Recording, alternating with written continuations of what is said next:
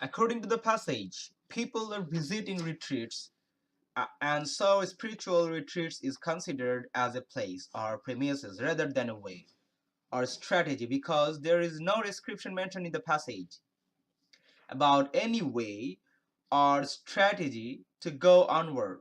So choice B is correct for blank 1, and consequently choice A and choice C are incorrect answers.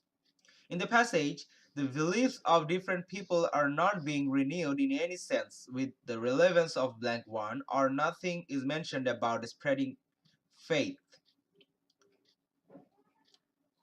So spiritual retreats is denoted as a fortifying or strengthening point of view that can develop the health and well-being.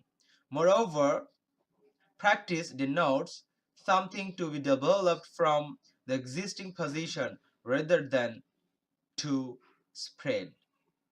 So choice D and choice F are incorrect choices, and choice E is correct answer to feed the blank 2. So the correct answers are choice B and choice E.